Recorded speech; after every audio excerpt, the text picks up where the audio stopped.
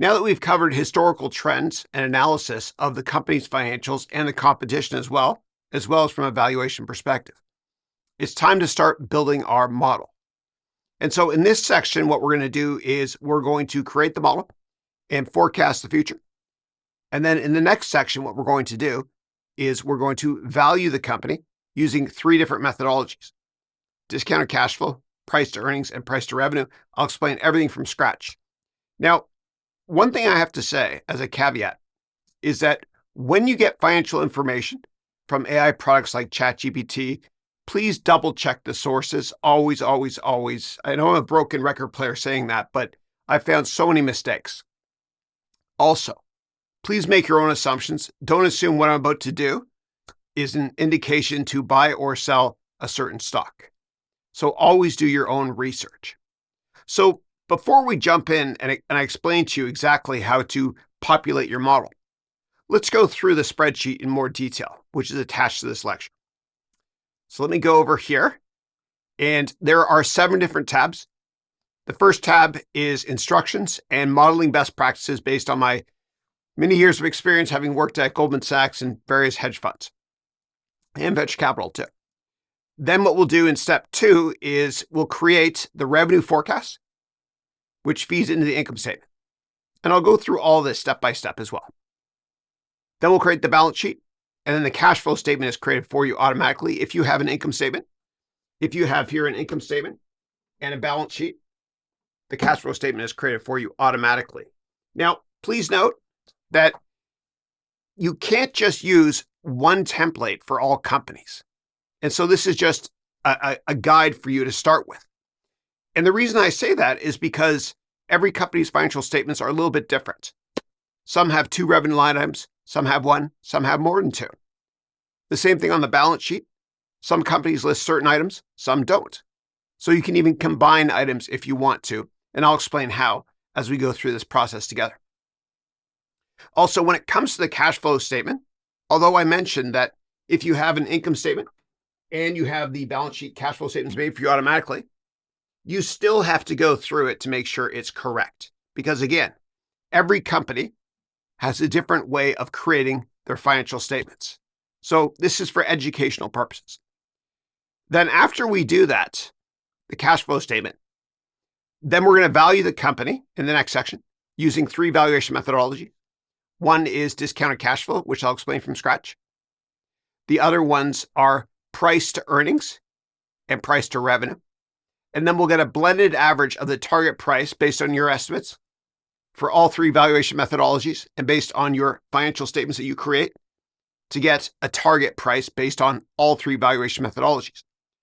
And the reason we do that, the reason we use not just one valuation methodology, is because we want to normalize any error we might come up with. We don't know which valuation methodology is going to be the most off, but if you value a company 3 different ways for your target price, and you take an average of all 3, then it will minimize the margin of error. Now, please keep in mind that when you're forecasting financial statements, you'll never be perfect.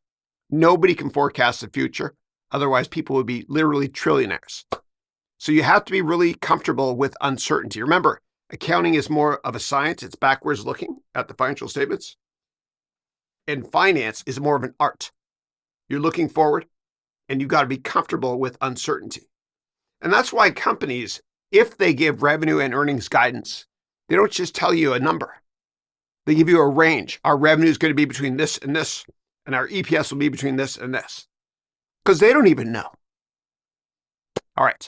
So let's go to the first tab here together, and let me walk through how to complete this, and also 25 modeling and valuation best practices.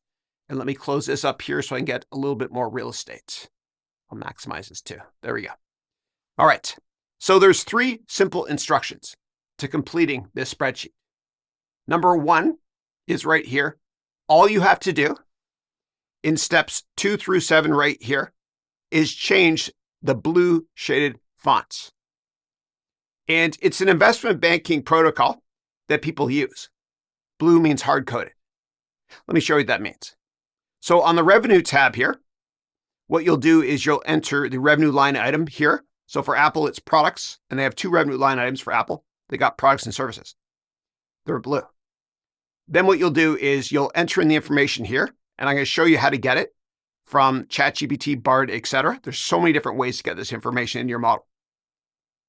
Then after you complete all of these blue items here, then what you do is you're going to forecast the future. Now, the way I set this up right now, it's November 1st, 2023, is E means the future.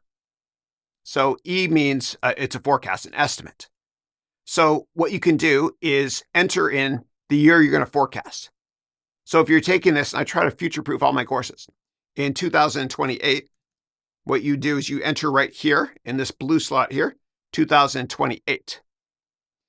And that means that you'll have about 5 years worth of data, 2023, and then you'll start forecasting the future over here. Okay, and we'll go through this step by step, I promise you. So you can hard code this in here because it's shaded in blue. So that's this tab. Then on the income statement tab, it's the same thing. Just change the blue shaded cells. And anything that's green, I've set it up so it's linked to another tab. So if you double click, this goes to revenue forecast, which is the previous tab. And we're building on this slowly. So we can have this incredible aha moment by the time we're done step 7, when the valuation will be done for us using your estimates. Right. Now, some companies, they have different line items. So for Apple, for example, so with an income statement here, let me just get rid of depreciation just to make this easier to discuss. With an income statement, you got revenue at the top, as we know, and earnings at the bottom. And some companies will list sales and marketing and G&A, general and administrative. But some companies combine these two line items. So if that's the case, you can change your model, and I'll show you how to do that as we go through this together. Let me put my toys back over here. It's fun teaching.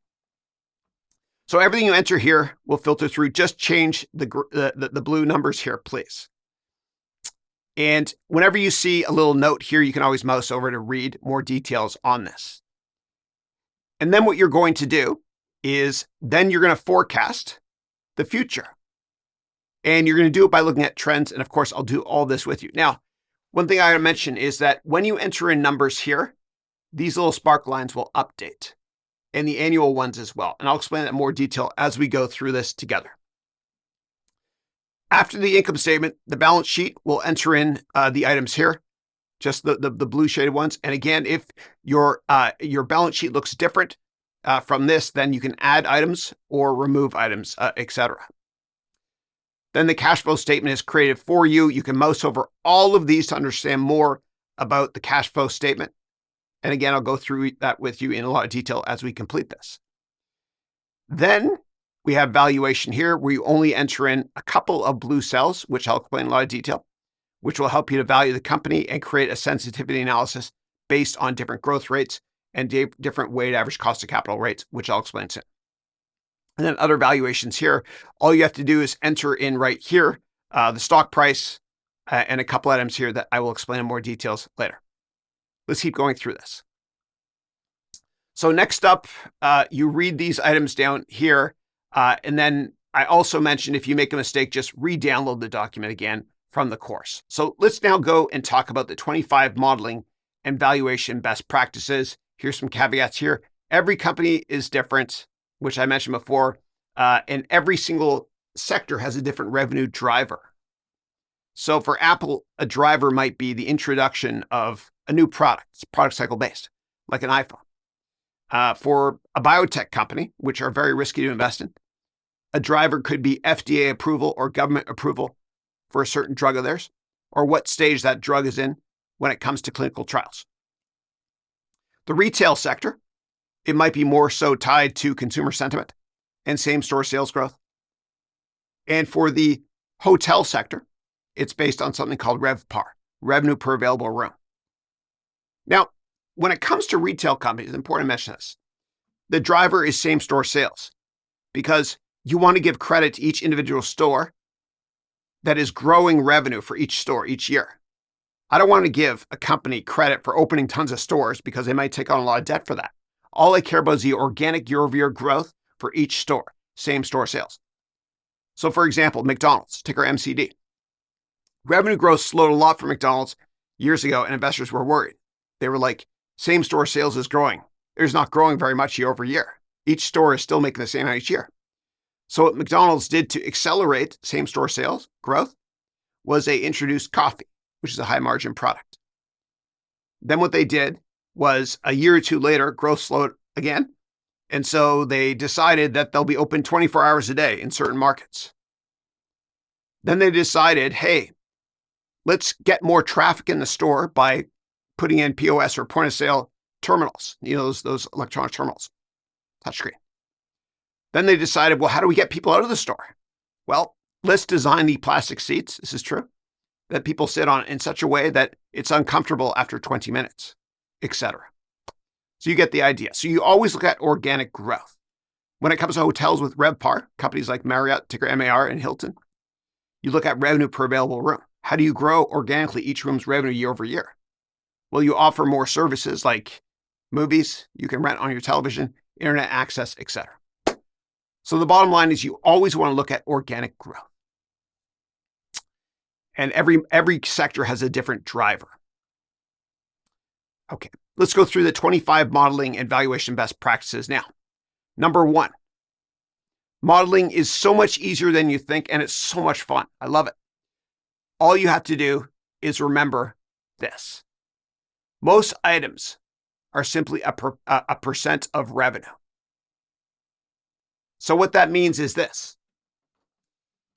If you focus a lot of your time, most of your time, on forecasting revenue, then the rest of this income statement is easy. Because most items, not all, but most, are simply a percent of revenue. So if revenue is going to grow a lot, and you expect each one of these items to be the same percent of revenue year over year, then that's a good thing.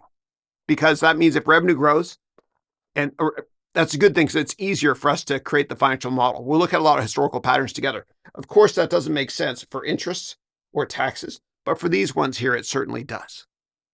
And this will make a lot more sense as we go through this together. So focus on revenue, and the rest of your financial model is a lot easier.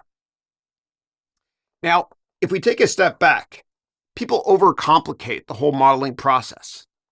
And they do it because in the long run, net income, meaning earnings, is pretty much the same thing as cash flow in the long run. And if you make that assumption, it's so much easier creating your financial models. And I'll explain that as we go through this process together. Now, when it comes to forecasting the balance sheet, it's kind of tough to do. I would spend most of your time forecasting the income statement. Now, if the company takes on a ton of more cash or a ton more debt, of course you have to account for that. But I'd really focus on the income statement, especially revenue, which will drive the bottom line, which is earnings. And then when it comes to the cash flow statement, it's usually created automatically for you. So theoretically speaking, if you have the income statement and the balance sheet, this is essential to create. Because this just looks at the change in cash flows and other items from those two other financial statements, meaning the income statement and the balance sheet. The second item here is look for patterns. Look for patterns in the data and then project those patterns into the future.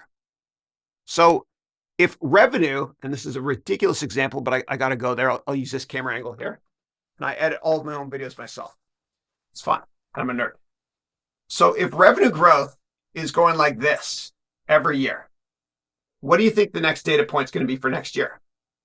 Probably there. And the year after? Potentially there.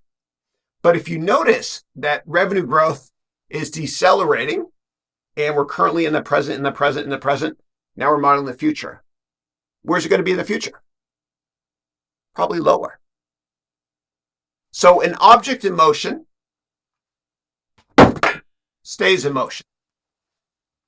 Look for patterns. It's not perfect, and you really have to be comfortable. I'll go over this camera now. You have to be comfortable with uncertainty when you're forecasting the future. You're never going to be 100% right, I promise you. Just be comfortable with uncertainty. And after you forecast revenue, you also look at patterns for each individual line item. Well, what is the cost of goods sold as a percent of revenue? Well, if revenue is going up every year and cost of goods sold is going up every year the same amount, then model that. If cost of goods sold is going down and revenue is going up, you can model that as well. You get the idea. Rinse, lather, repeat when it comes to the other line items. The other line items being sales and marketing, G&A, and R&D. And then down here, it's tough to really forecast interest. Just keep it constant if you want, unless the company takes on a lot more debt. And taxes. It's tricky. It's hard to do, especially because each new government administration, when it comes to elections, changes in politicians, et cetera, there's new tax codes, et cetera. All right, let me keep going through this. This is fun. All right, next up, publicly traded companies are often quite large. And as a result, although revenue growth is positive, it's usually decelerating. Now, what usually happens, and I've worked in the public markets on the buy side and the sell side at Goldman Sachs, as well as some of the top hedge funds. And then I've also worked in the private markets in venture capital. And one thing I noticed is that in venture capital, we love it when we invest in companies where revenue growth is accelerating. That's quite often the case for early stage companies. Revenue growth is accelerating. The second that we see in the VC sector that revenue growth is decelerating, but it's still positive, we call our buddies that are investment bankers and say, hey, take this company public. Then the investment bankers who value companies using a methodology like this, what they'll do is they'll take a company public because revenue growth is decelerating. There's two reasons to go public. One is to cash in so that your investors, VC companies, and employees can get money. And the other reason is to get new shares for general corporate purposes, which usually means expanding overseas or buying other companies. So remember that. Publicly traded companies usually, almost always actually, have revenue growth that's decelerating unless they make an acquisition. And that's a good segue right here. If growth is not decelerating for a large publicly traded company, I mean, if you see growth accelerate, which is very rare, but if that happens, it might be because they did a sizable acquisition. And this is a double-edged sword. So for example, Microsoft, and I mentioned this previously, so I'll be quick with this.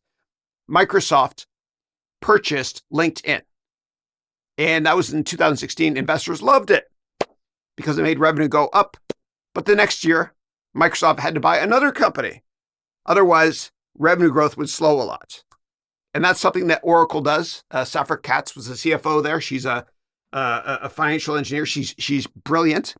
And they started doing that back in 2003 when Oracle, ticker ORCL, bought PeopleSoft. Then they bought Siebel on September 8th of 2005. And then what they did was they bought Hyperion, BEA software, ticker was BEAS. Then they bought Sun Microsystems, NetSuite, rinse, lather, repeat. It can be a double-edged sword if you keep acquiring companies. Great. Now, a company might see accelerating revenue growth if that company has a new product cycle. And so I remember years ago in January 2012, I invested in Lionsgate Film, ticker LGF. And the reason I did was because there were multiple positive catalysts coming out. I had read the Hunger Games books, almost finished them all, but not all. And LGF signed a contract to make movies. Of the 3 Hunger Games, they made 4 actually. And so I knew that was a catalyst that could help revenue growth accelerate temporarily. So product cycle-based companies, when they release a new product or a new media format, et cetera, you could see a temporary acceleration, but don't model that forever. Yeah. All right. Next up, number 5. When a big company sees a significant decrease in the rate of change in revenue growth, they usually focus on increasing margins. Let me explain that. So CEOs and companies that are publicly traded are accountable to the shareholders. And so they need to grow earnings. There's 2 ways to grow earnings.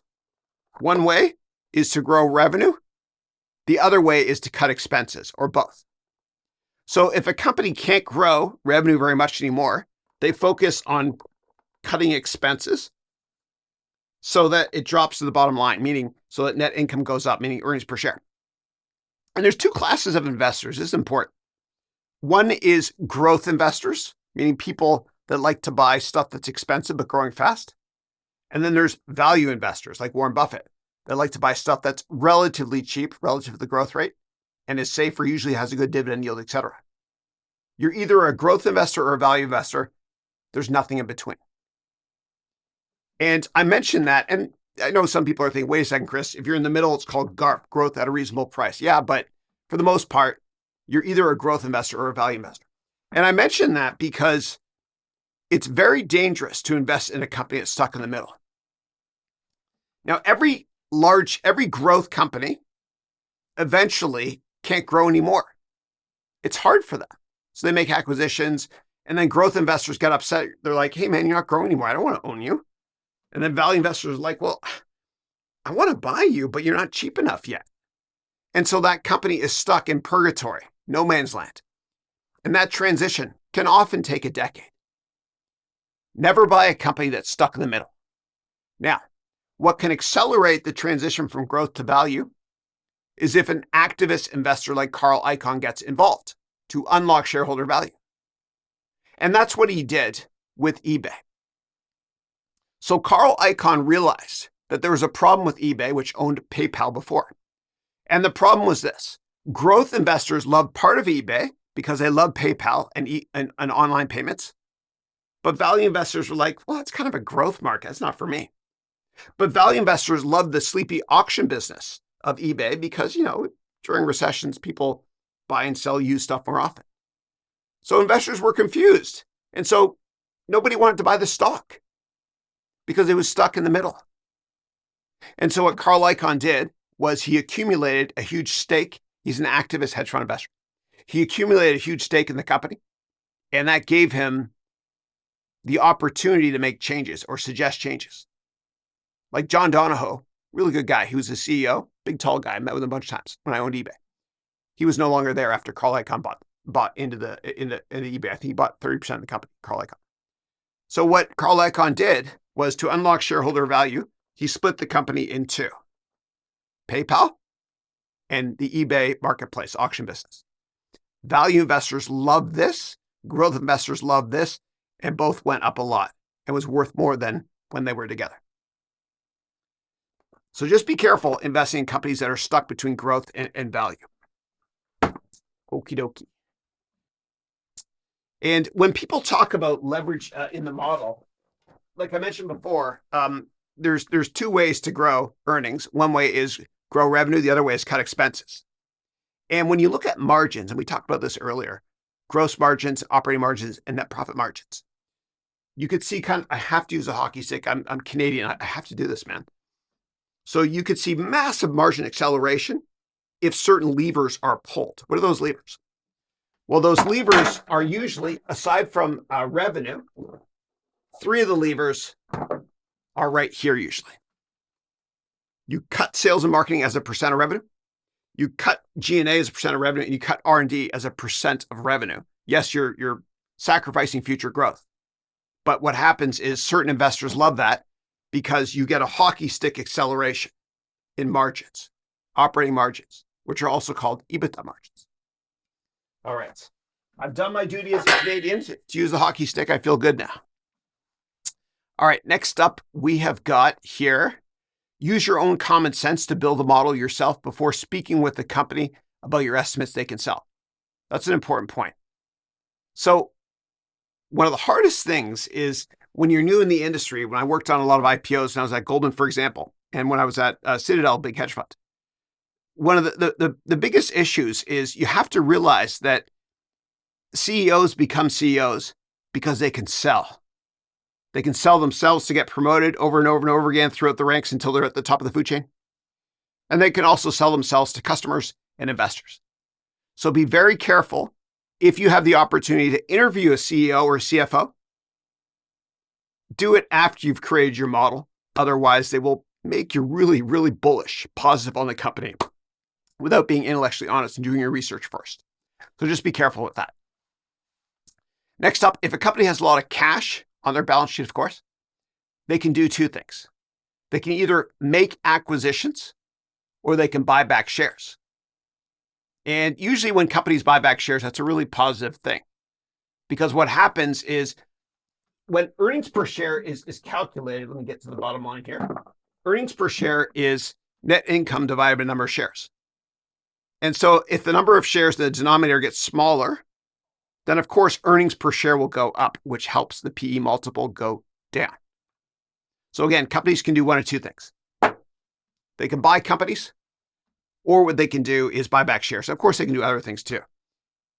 Now, it's important to mention that because you got to look at patterns in the share count. So if a company decreases the number of outstanding shares by 1% every quarter for 20 quarters in a row, what do you think they're going to do next quarter and the quarter after that?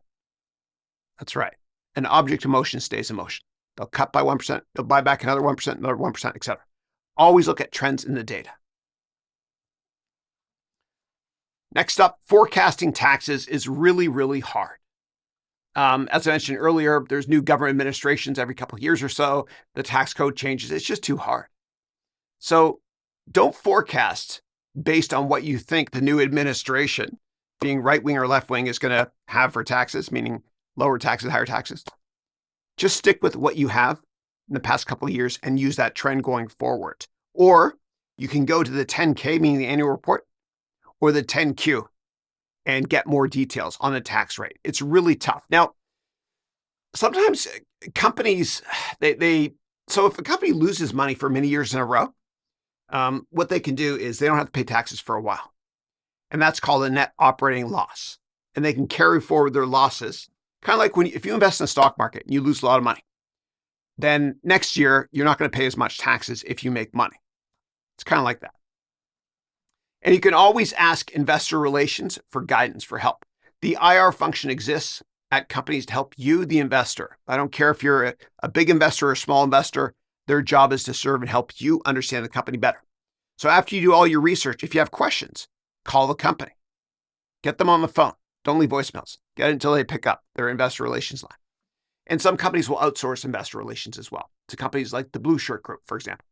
Next up, we've got items that you hard code are in blue. And I already talked about that one. Here's an example. And only change what's in blue unless the structure of the financial statements you're looking at are different than the ones I provide you with here. In that case, you can combine line items, like combine sales and marketing with G&A into one line item or create new ones. Number 10, cells that contain data from other tabs in your spreadsheet should be in a green font. I mentioned that. All right. Next up, I wrote here, number 11, always use at least 3 valuation methodologies to come up with your target price. Then take an average of all 3, as I mentioned earlier, so you minimize your margin of error. I'm a big fan of price earnings. My favorite way to value companies is to look at what my earnings estimates will be in 5, 10, 15 years, and then apply price earnings multiple to that earnings estimate in 5, 10, or 15 years. It allows you to be very, very long-term focused so that you don't panic when there's volatility in the markets. And as Warren Buffett said, the New York Stock Exchange is the only store in the world where consumers sell stuff when it goes on sale. Think about that. Selling something that you like because it's cheaper now. Do your own research, and that way you don't have to worry about the path. You just worry about the destination, which is your target price. Now, when it comes to discounted cash flow, it's a good thing to teach because we have to understand, net present value and future cash flows and how to discount it in today's terms. And don't worry, I'll explain all that soon. The problem with using DCF, though, to be intellectually honest, is there's so many unknown variables.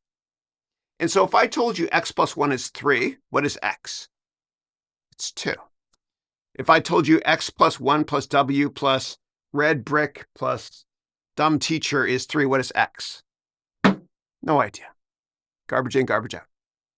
And so when you're looking at DCF, and you'll see there's just a ton of steps we'll go through together, just be careful with that. But it's a good thing to understand.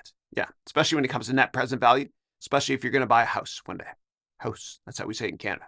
I'll explain NPV in more detail later when we talk about DCF here. Alrighty. Next up, I wrote here, create what's called a sensitivity analysis to see how your target price changes to different growth and discount rate amounts. So a lot of analysts, they'll kind of create 3 different scenarios. They call it, when I used to work on Wall Street, I worked at a hedge fund for a while called Kingdon. Mark Kingdon used to always say, he'd always talk about Goldilocks and 3 bears. He'd say that, if the porridge is too cold, investors don't like it if the economy is not doing well. If the porridge is too hot, Investors don't like it because the economy is growing too fast. That means the Fed's going to raise interest rates, or the Bank of England, or Bank of whatever country, or Minister of Finance in Japan. So we want just right, meaning not too much growth and vice versa. And I'll talk about that in more details later.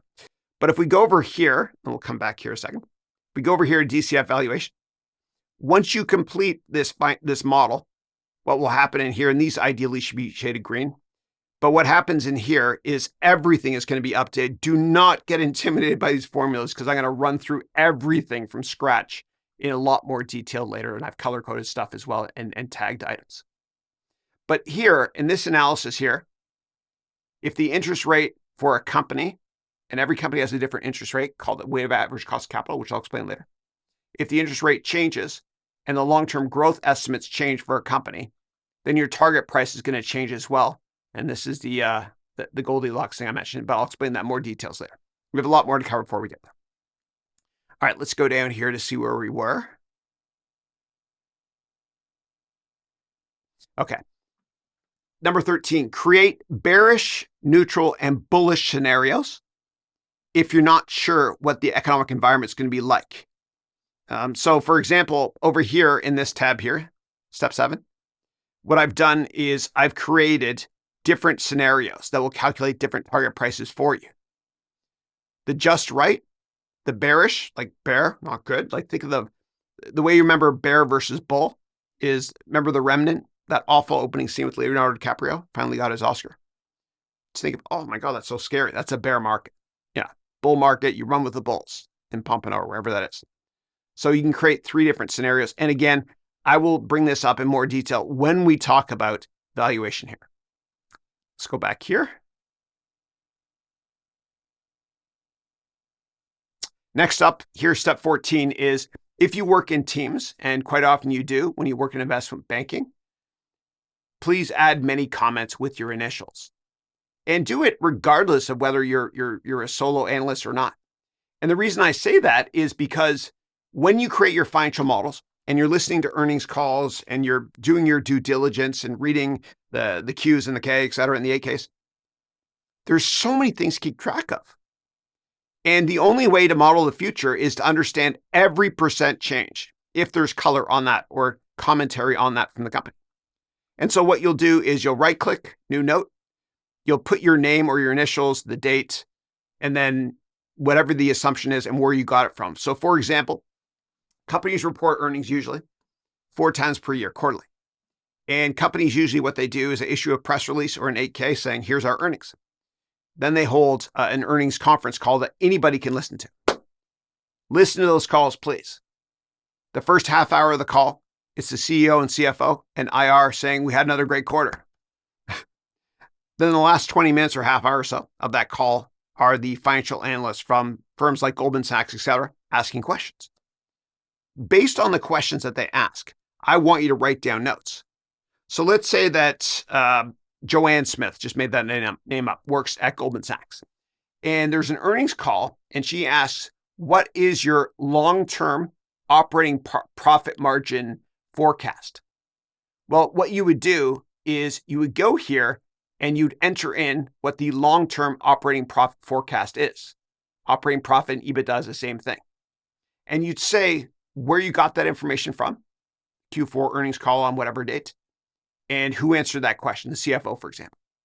And that will really help you when you're forecasting your model. All right, next up we've got here. If you feel overwhelmed with the complexity of the model, what you can do is build it slowly and group items. Please don't be overwhelmed with this stuff. Just remember, it all comes down to one simple rule, 2 sort of. Model revenue, and then look at patterns. And I'll run through that in a lot of detail with you soon. But you can always group data. And so I've done that as well for you here. So if you hit here number 1, this just looks at the annual numbers. If you hit here number 2, it'll look at the last quarter you're forecast, the last year you're forecasting on a quarterly basis, and these numbers here. And if you hit number 3, it'll show you more stuff.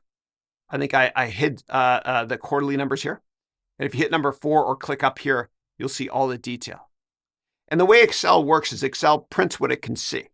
So if I click number 1 here and a lot of stuff is hiding, and I hit print, what you're going to see is a print of just that. And if I click plus here, it's going to be too much information to print right here, but I think you get the idea. All right.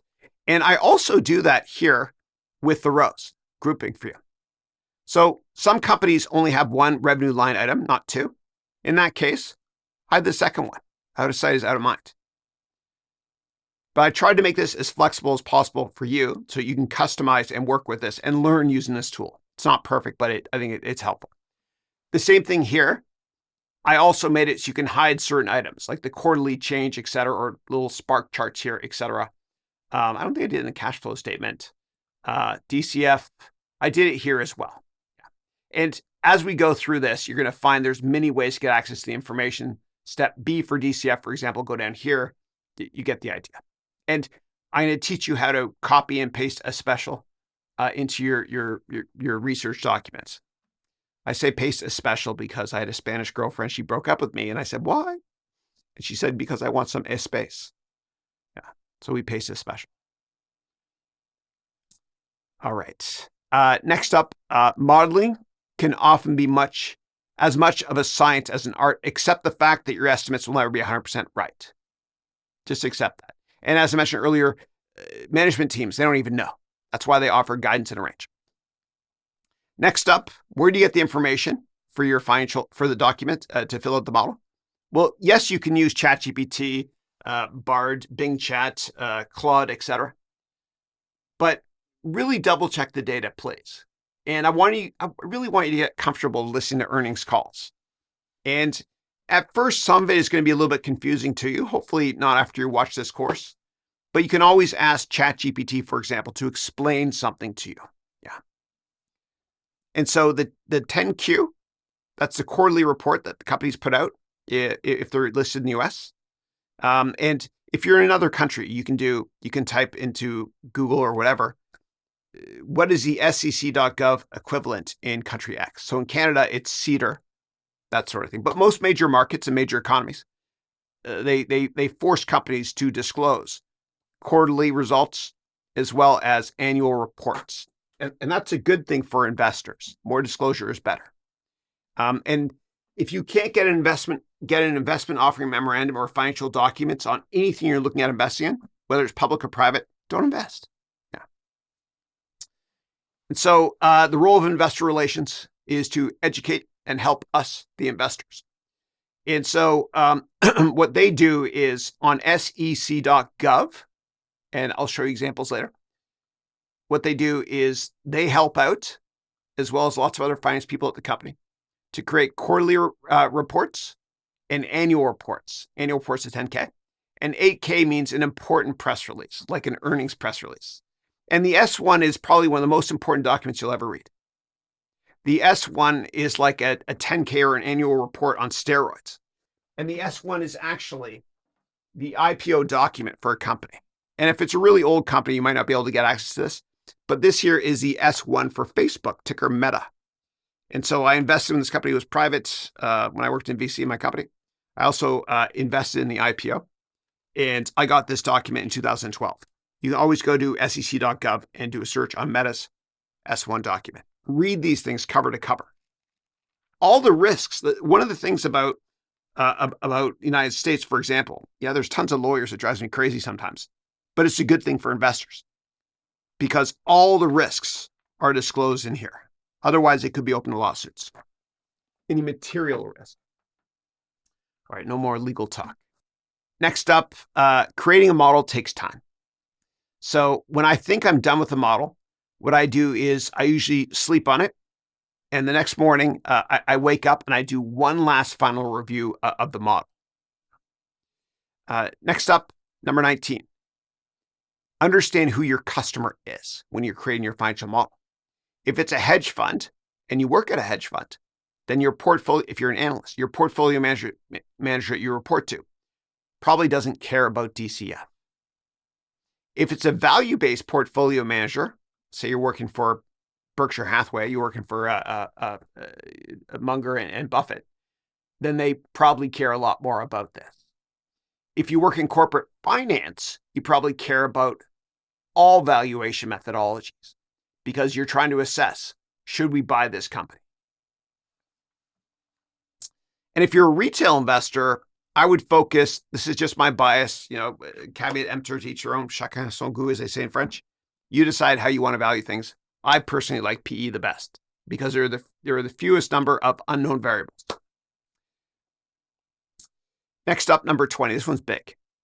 Know what the size of the total addressable market is, and use that as a sanity check, kind of like the Senate, a sober second look, to understand if your revenue estimates are too positive.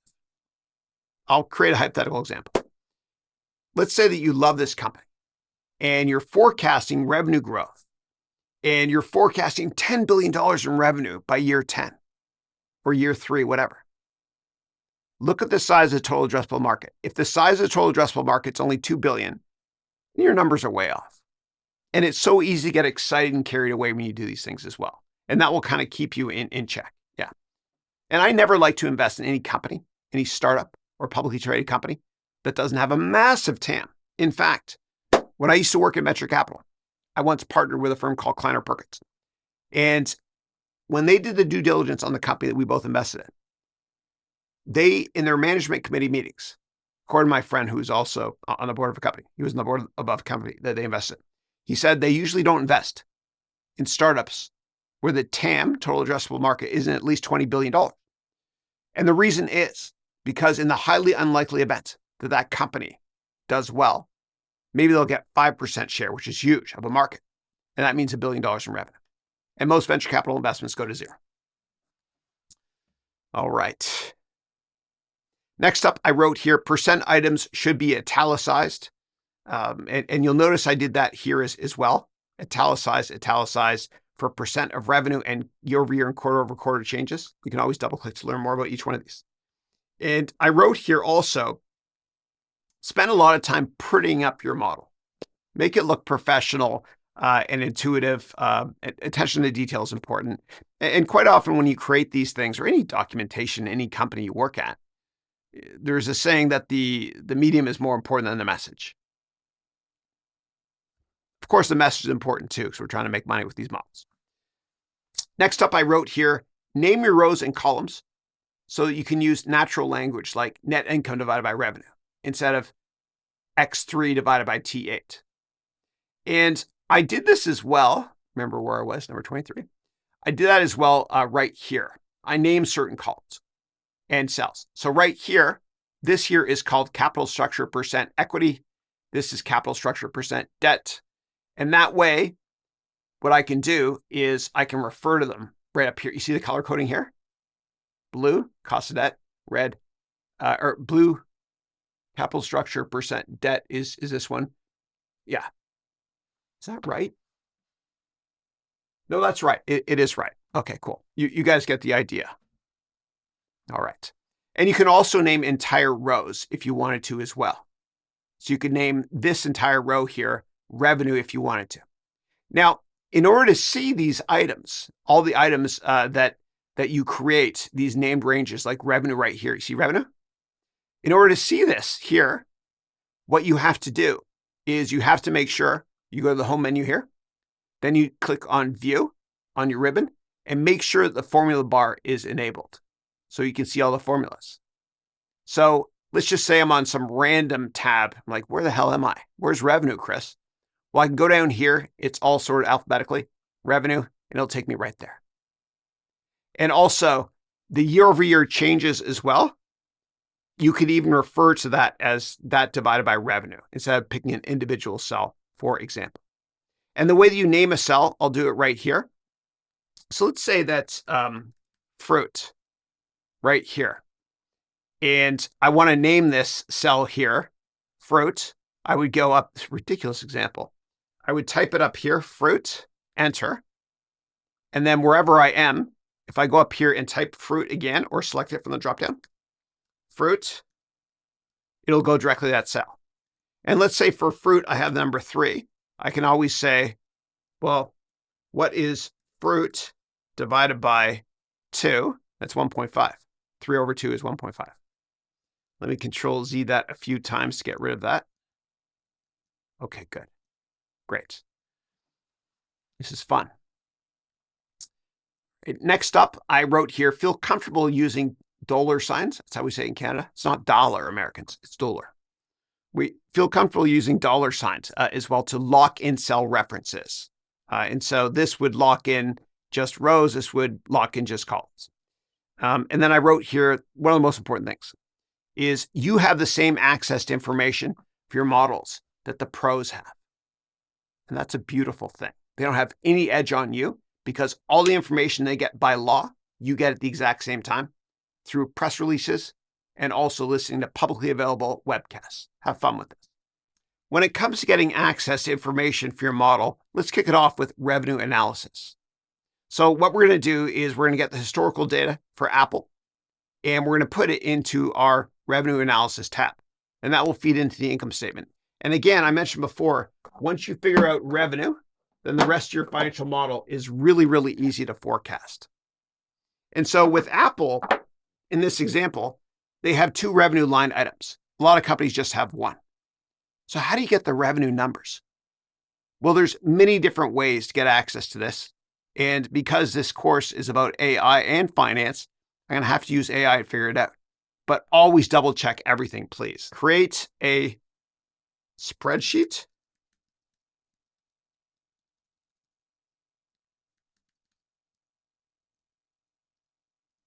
And then download it in Excel format. This is pretty powerful. So let's download it. Let's check it out. Let's open it up, see what we got here. All right, that's good. Great. And you can even copy this and transpose it. I'll show you what that means. You copy, then you go to paste as special, and you transpose, and you get the data like this, and you can copy and paste this directly into your model. So Apple has 2 revenue line items. I tried to get both revenue line items. It couldn't do it. But what you could do is copy, and then we can go here to our financial model. And what we can do is we can paste a special right here. Paste special, paste values. There you go. So it works. Well, I've got 2 revenue line items. So this wouldn't be helpful for me. But if you're analyzing companies with 1 revenue line item, you can do it that way if you want. Great. Now let's talk about doing the exact same thing using Google Sheets.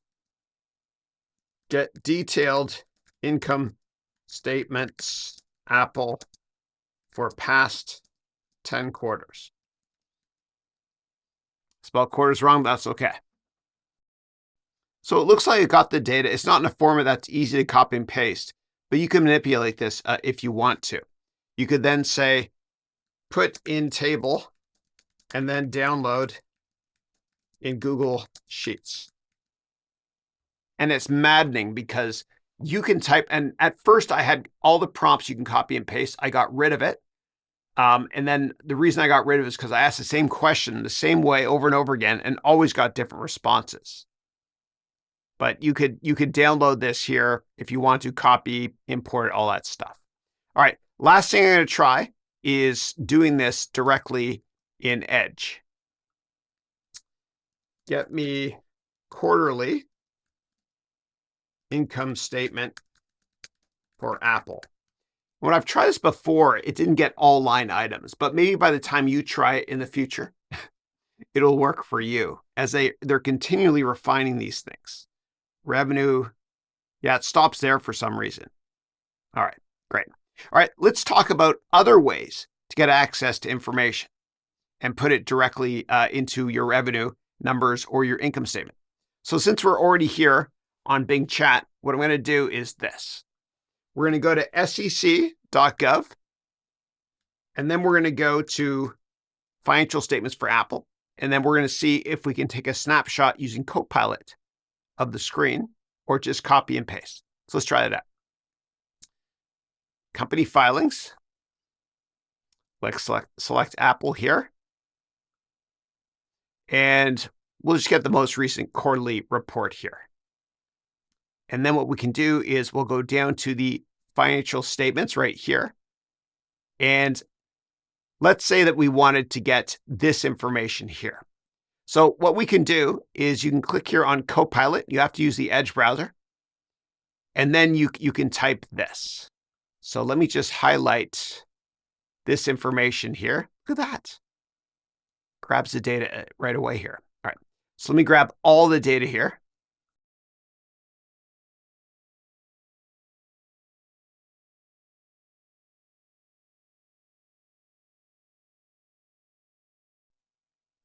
Now, another way to get the data is as follows. You can go to sec.gov, and we're going to go to Apple's quarterly report to get some data. So let's go to company filings. We'll enter in the ticker for Apple, which we know is AAPL. And let's get a quarterly report, this one here. And then what I'll do is I'll go down to financial statements right here. And let's say that we wanted to grab this information here. So there's many ways to do it. Now, let's say that I want to extract these quarters here. What I could do is I could copy the data. There's many ways to do this. And I can go here and I'll say, from the following data, create an Excel spreadsheet that I can download that only shows the quarterly numbers. All right, let's see if it worked. Download. Let's open it up here. Great, it seemed to work. Of course, you got to double check all the data. But what you can do is you can copy this stuff directly into your financial statements if you want to. And I would do a couple spot checks, make sure this data is correct. Now, another way to do this is to use a product called Claude.ai. And with Claude.ai, which I'll show you right now, we can upload multiple documents and ask Claude to actually create financial statements for us that we can download or copy and paste. So the way we're going to do this is we're going to go here to sec.gov and we're going to select Apple. Then what I'll do is I will go to the K and Qs, meaning the quarterly and annual reports. And then I will open the most recent 3 Qs and a K. Then I'm going to select View as HTML. I'll go into high speed to do this for all 4 documents.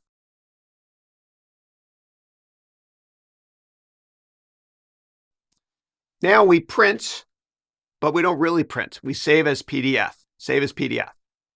And so what I'll do is I will save all of these as PDFs in high speed.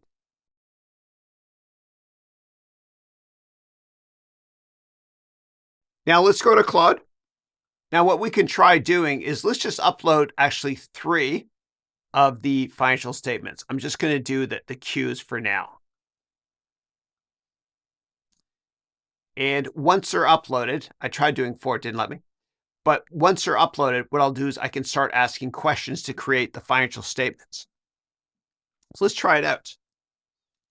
Create a table of all the income statements in the 3 documents. Documents, you'll know. Include all line items like research and development, etc. That is powerful. That's incredible. Just amazing. So what you could do now is you could copy these details directly into your financial statement. So obviously, you'd want to ask for more color. I'm going to ask it to do it again, but include the 2 revenue line items that Apple discloses, which means products and services. Do it again.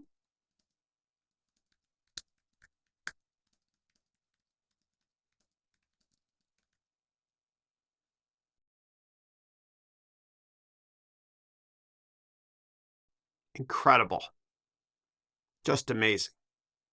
So what you could do now is you can take the information and copy and paste it directly into the spreadsheet. So what you would do is for revenue, you would use products and services. I'll show you right here. So we'll go here. And let me go back. I got so many documents open, right here. So you could go here and you would type here products. And then let me go back over here, services.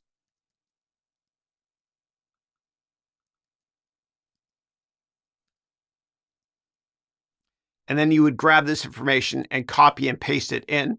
What I can do is I can say, put this in billions if I wanted to. So let me type it again.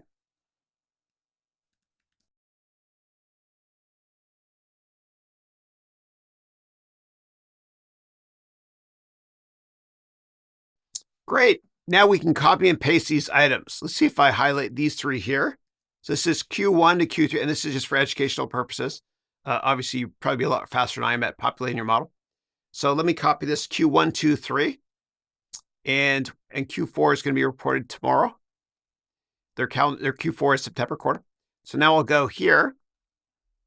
And what I'll do is I will highlight these three here. And I will paste special. There we go. Good. And this here actually should be E for estimated. And I can do the same here for services. So let me do that.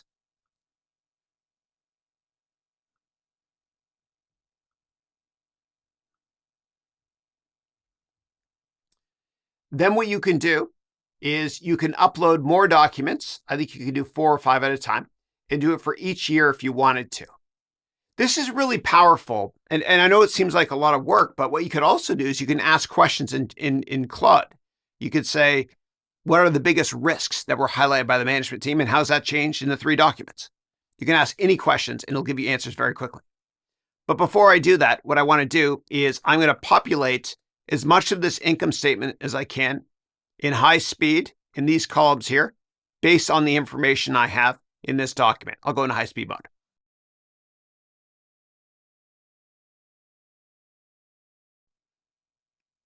Let me stop right here. So Apple doesn't break out sales and marketing and general administrative as separate. So what I'll do is I am going to paste this right here in sales and marketing.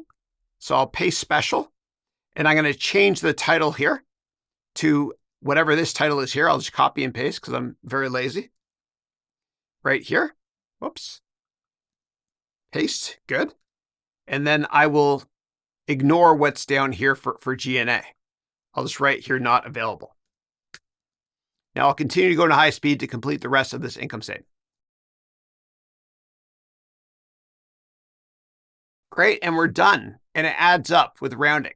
So the net income was 30.1, 24, 19.8, 30.1, 24, 19.8.9. It's close enough.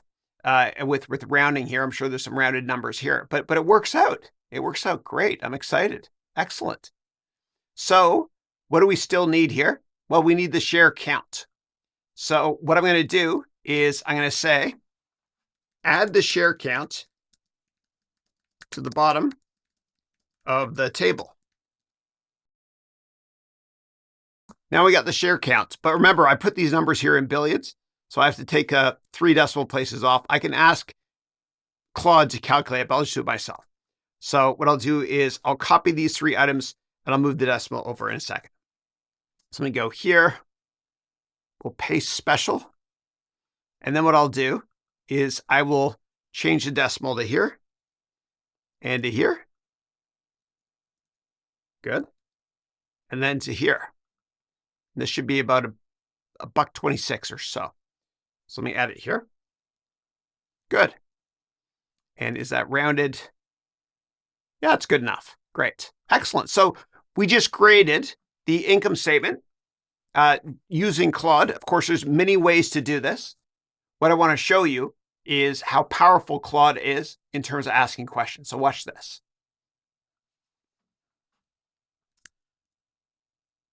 What was the revenue growth between, let me see if I can really trick it, Q1 and Q3?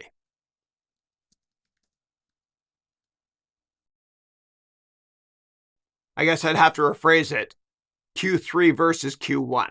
But it grabs all the information pretty quickly. You can even ask questions like, did the company talk about the Epic lawsuit? Usually that's reserved for the 10K, but sometimes they might mention it, and we'll see if they did in these 3 reports. Wow. That's powerful. Based on a review of these 3 filings, they talked about Epic Games in 2 of these filings, Q1 and Q2. Q1, it ruled in favor of Apple. And it looks like there was an appeal, which still ruled in favor of Apple. And there's no need to mention it because it's not a risk anymore as of Q3. This is powerful. Now, before I change and upload the other quarterly statements, the other Qs, to update the historical numbers, yes, I'm going to do all this. I want to do the same thing for the balance sheet. So what I want to do is I want to get the balance sheet in billions of dollars. So let me go up here to find my prompt. So I'll copy this and I'll say, create a table of all of the balance sheets in the 3 documents, include all line items like accounts payable. I just want it to be inclusive of everything. And then I want it to be in billions. So give me 1 second. I want to see the language here. Show the amounts in billions of dollars. Show the,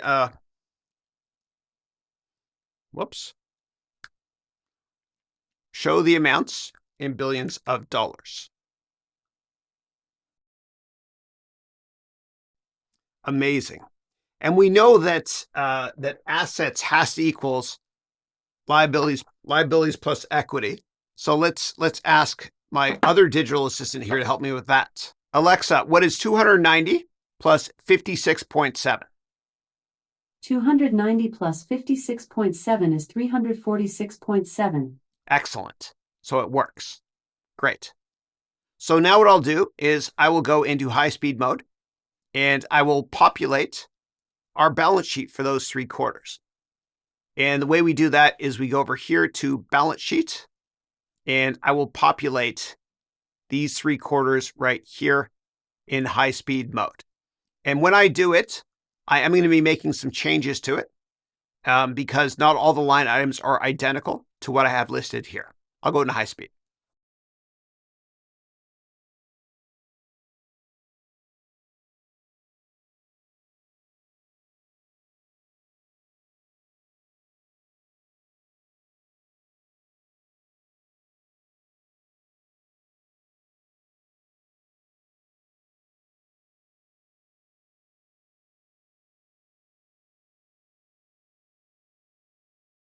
All right, so I've done all of the assets here. So we got to look at see if it's right. 347, 332. 347, 332. Excellent. Okay, good. It works. I found that the calculations work. I found that 1 or 2 of these items weren't perfectly calculated on their end, but it works for us. So we're good to go. And you might have noticed there also in high speed that I made a couple of other changes. So what I did was I inserted other current assets. And again, we've only done these 3 quarters here. So I inserted other current assets. And I also inserted vendor non-trade receivables. And then marketable securities here. I changed it, just the title here. And as I mentioned before, every company's financial statements are a little bit different. So I made those changes so it'll work. And when I populate the rest of this balance sheet and the income statement, it'll work as well. So now what I'm going to do is I'm going to go into high-speed mode, and I'm going to change the liabilities, and then I'll stop to tell you what I did. Thanks.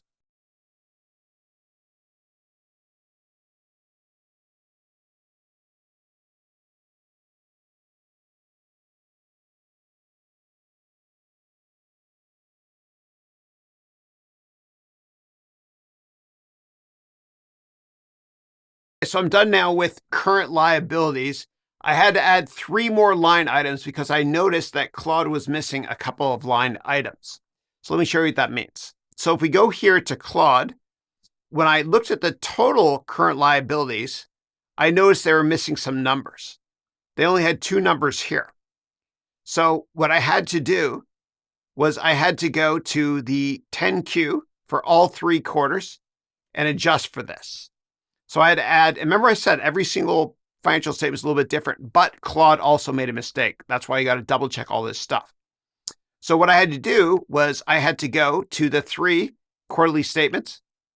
This is Q3 for them. Remember they have a September year end.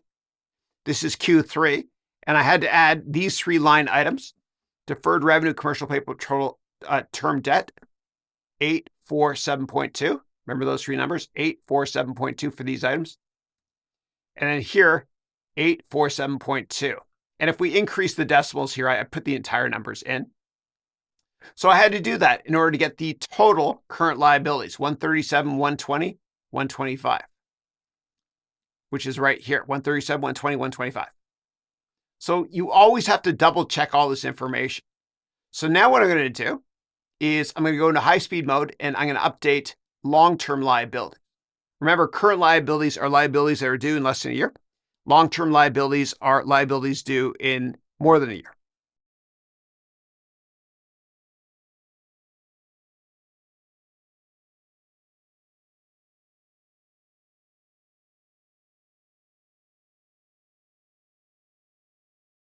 All right, and I had to go directly to the 3 quarterly reports to add another line item here as well. So these AI products can help a lot, but you got to double check the data, which is certainly what I've done here. So I got one more thing to do, which is shareholders' equity, and then we'll be done with the balance sheet.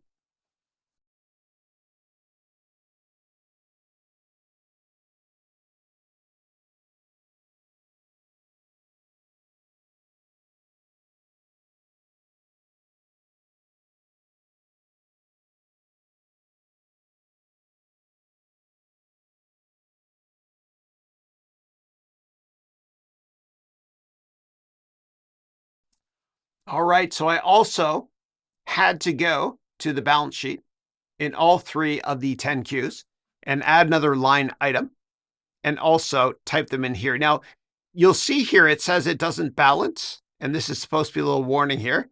It says no, it doesn't balance because the difference is it's so small, it doesn't really matter. It's just rounding numbers. So it's close enough to balance. So remember, assets, which is right here, has to equal liabilities plus equity, which it does right here. And I could change the formula to incorporate rounding if I wanted to, but it's good enough. Okay, great.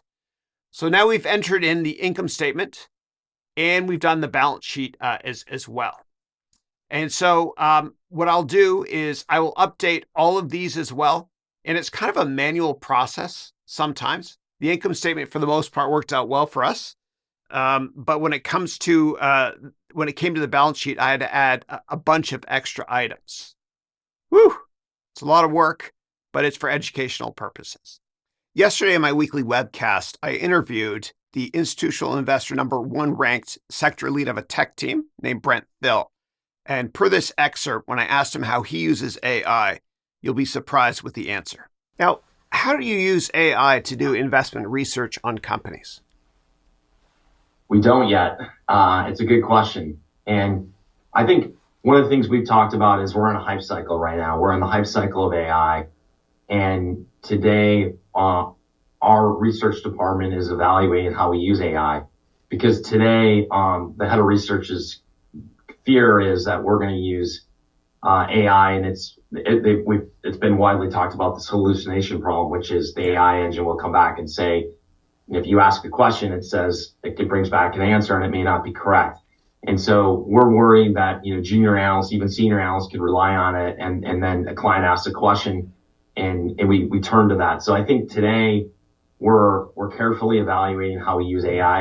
Now, while I was updating the Apple financial model, it's so easy to use Claude.ai and other AI products to update your model and get the data, but it's not perfect yet. And I don't want to mislead you. As a result, yes, we can use AI to help us with some data analysis, but for now, I always want you to go directly to the source to get the data. And that's exactly what I did, and I'll show you. And right now, it's November 3rd. Apple reported earnings, their Q4, their September quarter last night. So I added that detail as well to our financial model, and I'll show you right here. So what I did was I updated the entire model, every single item and forecast too, which I'll get to soon. And I actually got all the raw data from every single 8K for Apple for the past 20 quarters. And this includes the income statement, as well as the balance sheet and the cash flow statement. I triple checked all the data as well. And then I linked directly to that in all of my financial models here. Now, the best way to get this information is always, I'll do this really quickly, is always to go directly to the source, because AI makes a lot of mistakes. It hallucinates every now and then.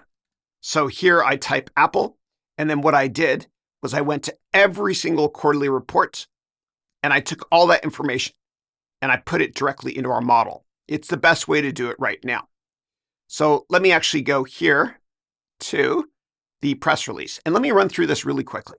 So what happens when a company reports earnings? They issue a quarterly report, and it's called an 8K. And everybody gets access to it globally at the exact same time. And in this 8K, what they do is they basically say, we had another great quarter, here's why. Then after this language here, and if they provide guidance, and Apple, I don't think they do here, but if they provide guidance, they mention it here, and then they say, also, listen to our conference call at 5 p.m. New York time on this date. And when you listen to that call, the CFO and CEO talks, and then they take questions. And it's important to listen to the Q&A, because that's how you're going to know how to update your financial model. Remember, you put in tons of comments. So in the rest of this press release here, they have the income statement. They call it this, though. Then they also have down here at the bottom of the income statement, this is important. Whenever they provide extra details, like geographic revenue exposure, as well as category exposure, like iPhone, Mac, etc., you want to put that in your financial model. And if you don't know where to put it, what you do is you put it at the bottom of your income statement. So let me show you what I did. So in my income statement here, let's just navigate here, income statement. I entered in all the historical data, every single number. And then down here, what I did, let me get some more real estate by hiding the ribbon here. Down here, what I did was I entered in all of the sales by region numbers that they gave us, including the ones in that press release I just showed you. And I also did the same thing for iPhone and all of the individual products or services. And this is really important. And these, by the way, should be shaded in blue. That's okay. But this is important because you want to analyze why the company did well revenue-wise year over year for each individual quarter. If they had an insanely great quarter, as Steve Jobs used to say, if they had an insanely great quarter because of high growth in Asia in one year, then the next year might be harder to grow revenues that much from that one region, and vice versa. So if we take a look here at how they did in the quarter, you could see that right here, and this is the quarter they just reported, okay? And E means estimate. So in the quarter they just reported, year-over-year growth in the United States was 1%. It wasn't that good. And if we look a year ago, the year-over-year growth in the Americas, I should say, was 8%. And the year before that, because of COVID and everybody working from home buying more tech equipment, it was incredible. So you have to look at changes like this. Europe was actually even down year over year, which is a concern, especially since they just released a new iPhone. And then here we see China was down, Japan was down, etc. So it was a problematic quarter, and as a result, the stock is pulling back today. If we take a look at sales by region, iPhone only grew 3% year over year. And actually for the whole year it was down. Now, keep in mind that Apple's fiscal year ends in September. Most companies have a fiscal year end December 31st. For Apple, that was their Q4. And so for the year we see here that iPhone was down, Mac was down, wearables was down, and then services, which is kind of like a new revenue stream for them, was up nicely. Now, these were tough year-over-year comps because the past couple of years or so, we know, given the pandemic, more people worked from home. So they didn't buy as much equipment more recently because they bought it during the pandemic. So what I expect going forward as I model this is a more normalized growth rate. So here are the numbers here. Again, if you don't know where to add the additional stuff that they throw into the press release, you always add to the bottom of the income statement. Let's go back now to the press release. So right here, this is the income statement here. And they report them in millions of dollars. Just to make it more simplistic for us in our model, what I did was for every single number, I reported it in billions. And this data here is actually linked directly to the raw data that's over here. All right. Now let's go back to the press release and see what else happened here. After the income statement and this additional details they give you here, then they give you the balance sheet. And Apple has an insanely high amount of cash and marketable securities. Marketable securities means stuff you can turn to cash quickly. The reason why companies have marketable securities instead of just cash is because instead of just keeping their money in the bank, if they buy treasuries or commercial paper, for example, it has a slightly higher interest rate. It's just good cash management. Okay. All right. And then down here is the cash flow statement. Now, as I mentioned earlier, every single company has a different way of presenting financial data to us. And so the financial model I'm providing you with, the template, it's a good guide, but you do have to customize it. And so Apple has additional items on all three financial statements that not all companies have. So what I did was in my financial model here, what I did was I added every single line item that they provided, including the cash flow statement, all their items as well. Same thing with the balance sheet. And with the income statement, when you look at revenue, they have two products. A lot of companies only have one. Another differentiator with Apple when it comes to their income statement relative to other companies is they don't provide you with sales and marketing and G&A as separate line items. They combine it. And that's exactly what I did right here. In fact, I hid the other line items. They're hidden here just because they provide this all in one step. All right. Let's go back to the press release. After that, that's basically it. Now, what I did was I double-checked all the numbers. And you have to do this. Again, don't just rely on ChatGPT for this stuff because quite often it's confidently wrong. Now, as a next step, what we can do, and let's go back here to our document. So as a next step, what we can do is we can forecast all of our financial statements. And the way that you're going to forecast is you're going to look at historical trends and use the historical trends to help forecast the future. Now, it's a little bit tricky with Apple, and please do not take my rough estimates as gospel. Do your own work, please. This is just for educational purposes. But it's difficult with Apple because when I'm looking at the historical numbers to model, I know that 2020, 2021 were massive years because of the pandemic. And so I have to look at previous years for more normalized growth. And I remember just after 2008, when the financial crisis occurred, and we were forecasting financial statements for the future, we kind of had to ignore 2008 as kind of a one-off. The same thing with 9/11. We had to kind of remove that from our data when we were forecasting the future because those are black swan rare events. All right. So as you build out your financial model, you can read through the instructions here. But what I recommend that you do is you go to all of the data points that you entered in the previous section when you did a financial analysis, and you add comments to your cells. And what I mean by this is if you did an analysis here and you found that, for example, let me get to the part here. If you did analysis of historical revenue growth right here, and these numbers here would be helpful for you in these commentary to put in your financial model, you put them. So what I'm going to do is right here, this is historical growth. So for these fiscal years here, 2019, 20, 21, 22, 23, what I'm going to do is I'm going to go into high-speed mode and I'm going to add all these comments. And the way you do that is you copy your comment here, and let's just make sure apples to apples. Sorry for the pun. That's $267 billion roughly in revenue in 2019. Remember that number. Let's go here back to our revenue forecast. Here it is here. Is that the right number? Let's see here. I'm confident my number is right and ChatGPT might be wrong. But what I'm going to do anyway is I'm going to take that comment and I'm going to copy that directly here into my revenue here. So I'm going to right click here and I'm going to go new note. And then what you can do is you can paste here, and you always want to mention where the source of the data is just in case it's wrong. Okay. Okay. So I'll write ChatGPT. Good.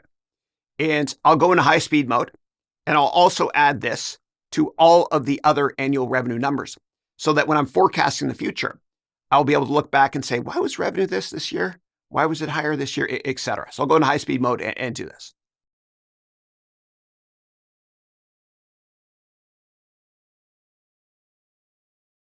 And right here, it says a surge in Mac and iPad sales due to the global shift due to remote work, meaning the pandemic.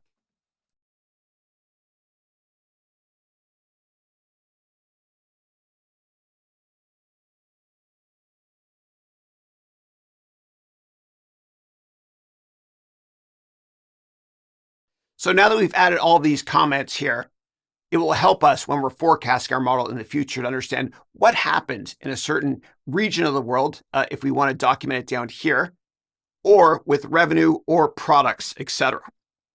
So let's go back now and see what else we can enter into our financial model. Remember, the best source is always going directly to the press release rather than just using ChatGPT. Be very careful with that. All right, so let me scroll down here to see what else we can add to our financial model. Historical EPS growth. So what I'll do, and again, assume that my numbers in Excel are correct, and this could be misleading because it's ChatGPT. What I'm going to do is I'm going to copy and paste all of these items here into my model. So for 2019, EPS increased slightly as Apple was able to overcome challenges such as the US-China trade war. Could have been a geopolitical issue. Okay, so I'll copy this and I'll go directly to my EPS for that year. And what you can always do is you can click here to just look right here, to just look on an annual basis if you want to. And you can get rid of the quarters as well. So I'll go into high-speed mode and I will get rid of all the quarters.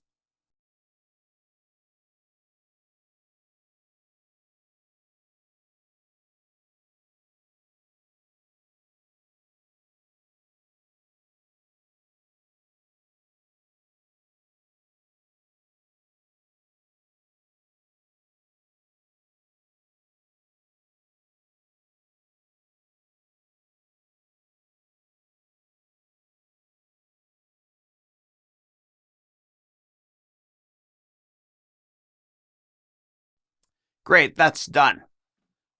Awesome. And I got I was supposed to tell all of you, I got the decimals from the press release.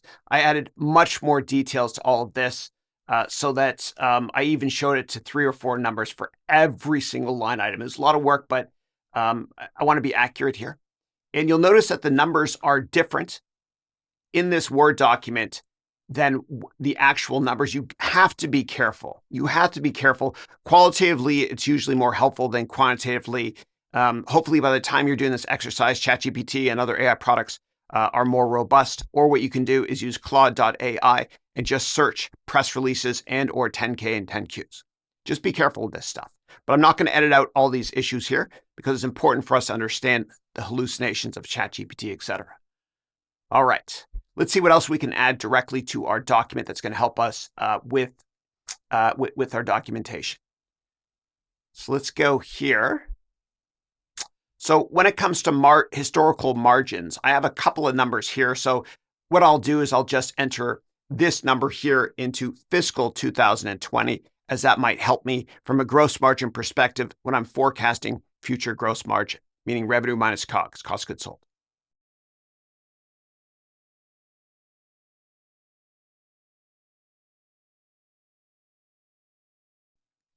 Now, I know this is an AI course, but what's more important than adding ChatGPT qualitative commentary here is actually adding commentary from the 10Q or the 10K, meaning the quarterly report, annual report, as well as the 8Ks of press releases, and also from the quarterly earnings calls, especially the Q&A section.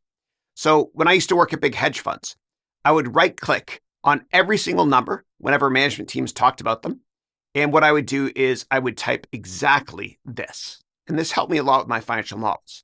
So what I would do if I worked in Teams, I would put my initials first, then I would put the date, then I would put the source. Like, for example, CFO on conference call.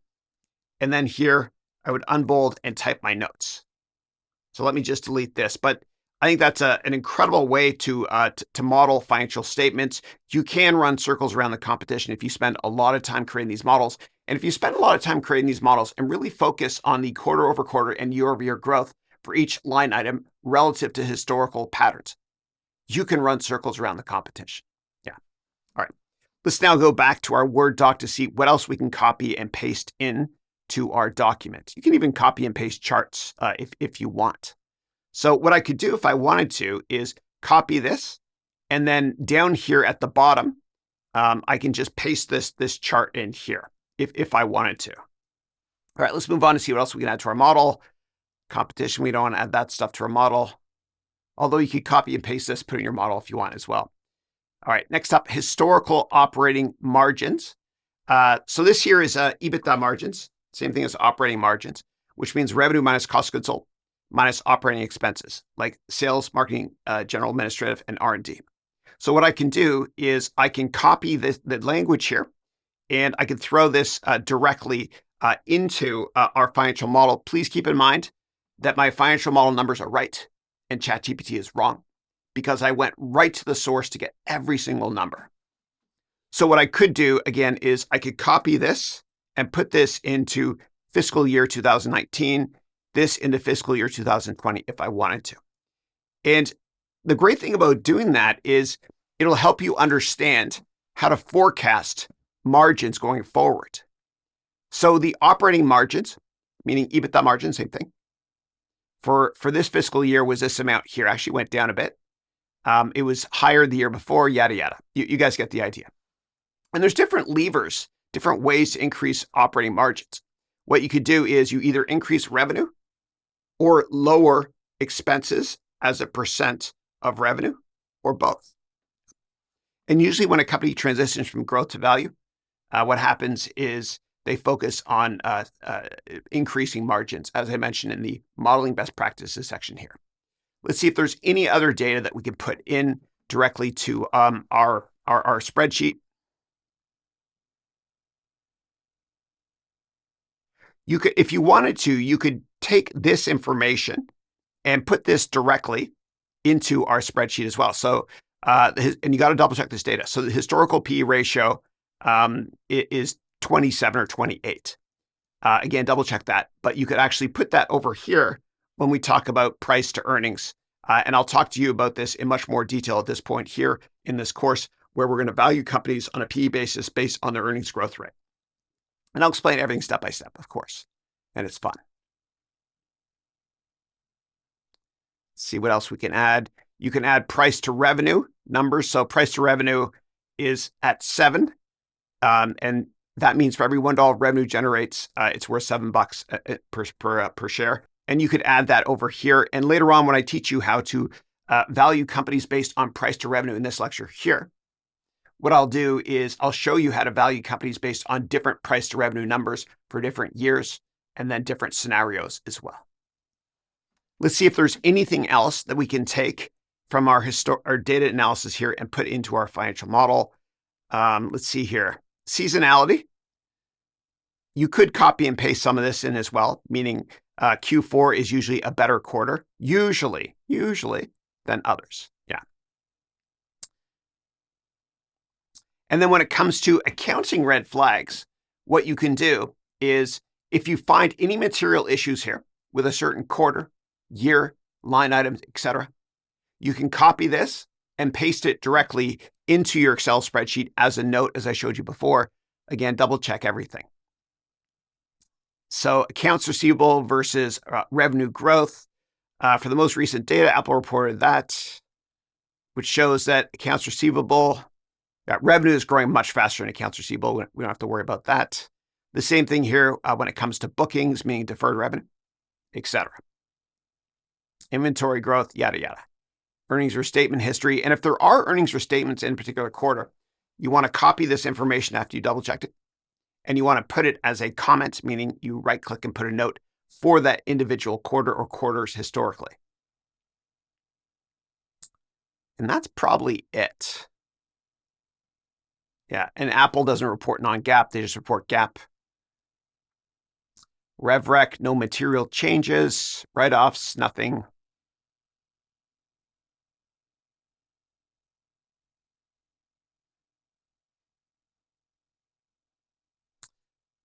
Great.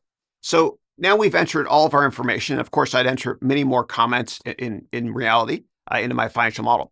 What we can do now is we can forecast revenue. And you can read through the comments here or just listen to what I say. But after you forecast revenue, what you're going to do is you're going to copy the revenue forecast and paste it directly into here. And so I'll show you how to do that. But first, let's go to forecast revenue. And I did this very quickly. Please do not rely on my assumptions at all. This is not advice to buy or sell any stock. But what I did here was for the forecast here, I set it up so that you enter in percents here. And whatever percent you enter here for revenue growth, for product, for each year, will automatically get filtered to up to here. And you can look at historical patterns if you want to. So 9% growth for Q1 for products back in fiscal 22. Here you had 21%, and then 7%. Over here, it might have been helped because they're off quarter. It might have been helped materially by COVID, the pandemic, people working from home. So what I did here, just to keep it simple, is I just made everything 8%. And I know this is not perfect, but I'm going to let you play with the numbers yourself in order to understand what you think a company is worth. But ideally, I would look at quarterly and year-over-year changes and find a pattern by maybe taking the average historical change. So when I used to model companies, what I would do is this. If I was unsure, I would do this, equals average, and I would take the average, forgot the E, average of the previous quarters right here. And of course, you'd need to normalize for big years like the pandemic, which was a black swan event, meaning a rare event, comma, like you guys get the idea. Here, comma, here, and then there's no data there, and that should be good. And what I could do is close this up here, and I could take an average. So we could see here that the average over these periods here is 7.5% right here. So you could do that if you wanted to. You could copy this and paste a special here as well, just the formulas to get the exact same data for all these.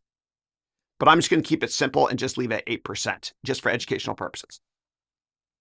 And so this is the revenue forecast. And then what I did in the out years was I cut revenue growth by 0.25 each year. Now, when it comes to services, which is growing faster, I just made it 15% all the way across and then deducted 50 basis points or 0.5% each year in the future. Again, this is just for educational purposes.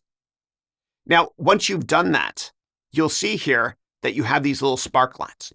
And these spark lines are a great way to visualize revenue growth when it comes to each individual product and when the company has great quarters or big upticks, et cetera, relative to other quarters. And then what you can do is over here, you have Excel charts what it can see. So what I'm going to do is for the yearly numbers here, what you would do is you can close this and you could see the annual numbers as well. Top line is dollar change, bottom line is percent change. And always double check this information too. If you want, you can always change the source here by going to Sparkline and then edit the data, meaning where it's pulled from. Great, but it's fun. Awesome.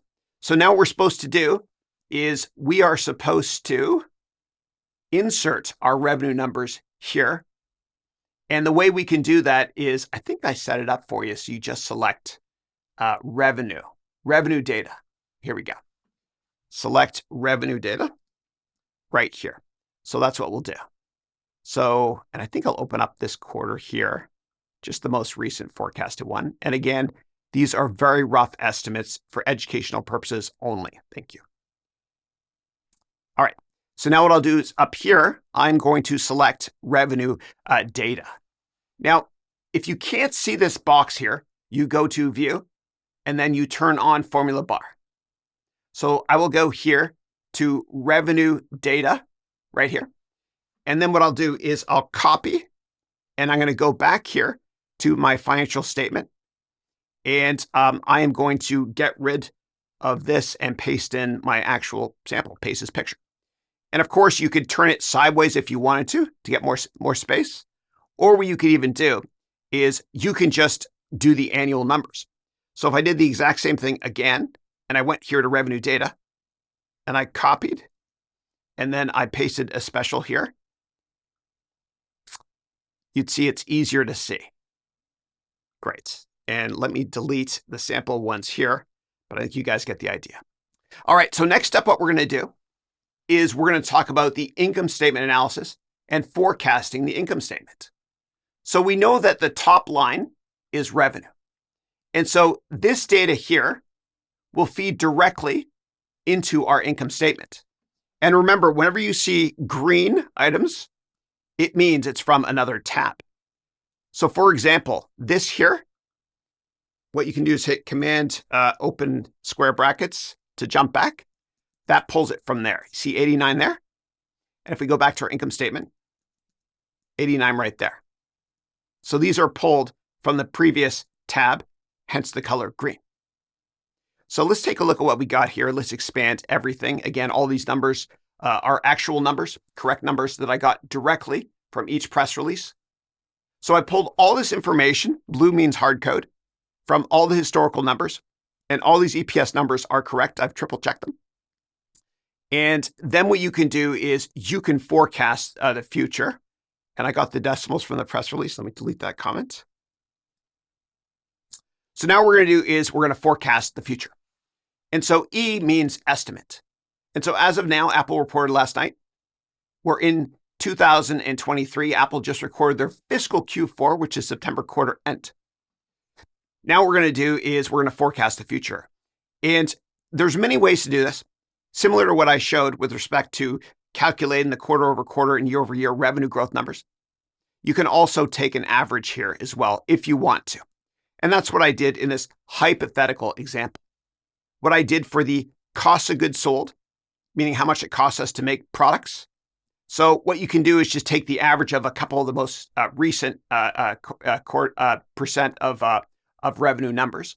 Do the same thing here if you want, etc. And this is just for educational purposes only. I did the same thing here with cost of goods sold. I just took average numbers. If you think the company is going to be more efficient longer term, you could actually change these numbers, make them decrease a little bit in the long run, etc. And so all of that will give us our gross profit estimates right here. This is gross profit. And I've got it by both product lines. Now, in the financial model template I provide you with, I think I'm not sure if I put two different cost of goods sold numbers here. It might just be one. But I changed this financial model for Apple a little bit so that it works with the data they provide. Remember, this is just a guideline. And I also included SG&A, but I didn't include, actually hid the numbers down here. I'll show you. I hid G&A. I wrote NA here. Let me undo that. Because Apple reports S&M, sales, marketing, and G&A in one line item. And so after we've gone through gross profit here and our gross profit forecasts, we can look at SG&A. And so for SG&A, we can look at percentage of revenue and forecast this way. Again, this is just a simplistic example, but you can look at historical patterns. And remember, again, there's two ways to grow margins, operating margins. One way is to grow revenue. The other way is to grow expenses at a slower rate, or do both. And so in this case, all these numbers here, E again means estimates. All these numbers here will filter through to the operating profit.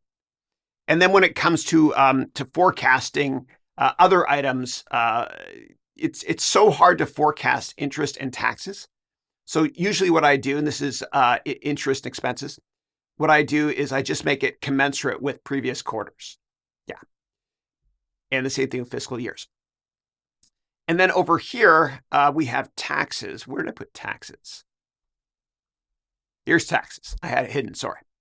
So for taxes, what I did was I just assumed similar tax rates. That's it. And then going forward, I just made it the same going forward for each year. It's really hard to forecast taxes. Every company's got very complicated tax mandates. And as new government officials are elected in different countries, different regions of the world, tax rates change. It's impossible to forecast this stuff. Apple obviously does a superb job at tax management, as they don't pay as much taxes as you think they should, or I think they should. But they're located overseas in many different countries, and they got tax breaks for locating in certain states in America as well. And a lot of companies, what they'll do, especially tech companies, is they'll have massive operations in Ireland because the tax rate there is only 11.5%.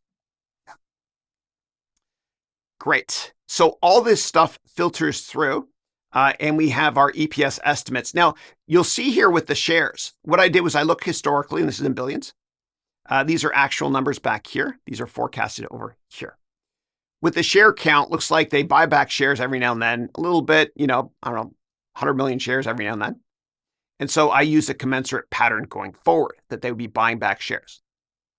Apple doesn't usually make sizable acquisitions. They're a good steward of cash flow, and quite often they like to buy back shares. So as the number of shares goes down, EPS per share, earnings per share, goes up, which helps with their PE multiple. And I'll discuss that in more details when we discuss PE valuation at this point here in the course. So now we have our income statement created here. Again, this is just for educational purposes. You can put tons of comments in here as well based on the earnings calls that you've listened to or the filings like the 10K, 10Q, and 8K that you've read as well. And so similar to the revenue tab, over here, I've got spark lines. And again, Excel charts what it sees. So what I want to do is close this. So we're just looking at all the annual spark lines here. And hopefully that's helpful for you. Great. I think that might be it. And I think I have to copy and paste the income statement now. So let me go down here to the instructions. Oh yeah, income statement data. So I can grab the income statement data and paste it here as well by going up here to income statement data. I can copy and paste, and I usually get rid of that line there. And then what I'll do is I'll delete this and I'll paste special the image. Here we go. And if you want, so Excel charts and prints what it can see. You can even open this up to print the quarterly numbers as well. So I can go here to income statement, copy again, or you can just select columns and hide them. And then I could paste directly in here. So let me go here, put on a new page, and I will paste special, the picture. Great. Excellent. And we're done with the income statement.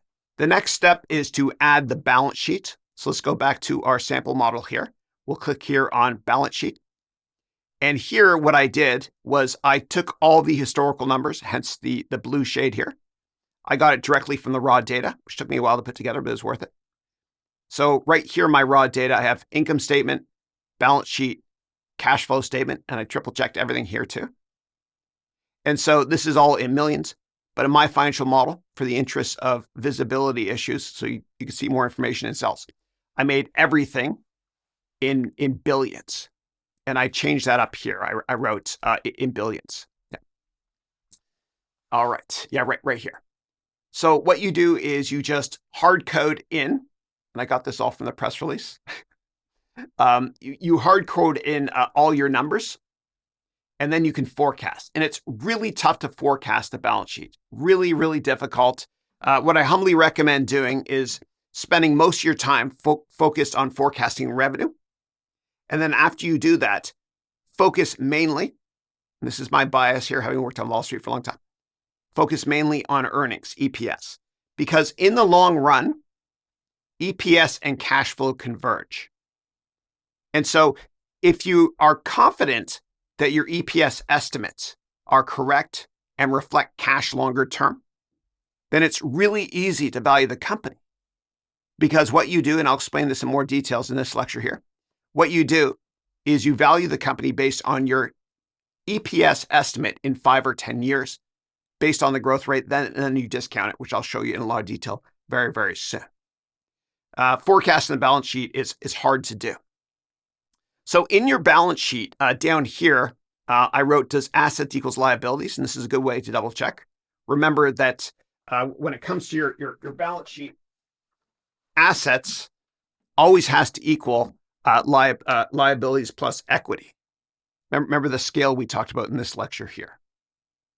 And so I put that sanity check in here as well, just a double checker here, to see if that's correct. Does this equal that? And here, this is liabilities plus equity. Does it equals assets? Yeah. And then I wrote here, and I put rounding in because sometimes I'm 0.001 off, and it's good enough for government work. I mean, it's good enough. Yeah. Great. So these are all the historical numbers here. Now, I changed the look and feel of this relative to the sample template that you have, because Apple has different line items.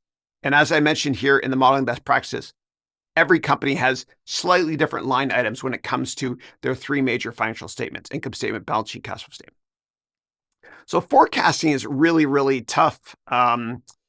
So, I got everything to balance, but I really wouldn't focus on that in too much detail. Now, if we go back here to the balance sheet, we're supposed to insert the data here. So balance sheet data. So let me delete this and we'll go here to the balance sheet. So balance sheet data, good.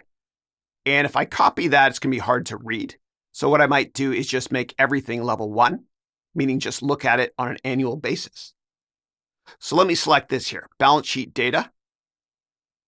And I copy all the way down here. I didn't want you to include that. Copy. And then here, what I do is I'm going to insert my balance sheet by going paste special as picture. And we are done with the balance sheet. When it comes to the cash flow statement, in an ideal world, if you're given the income statement and the balance sheet, you can automatically calculate the cash flow statement.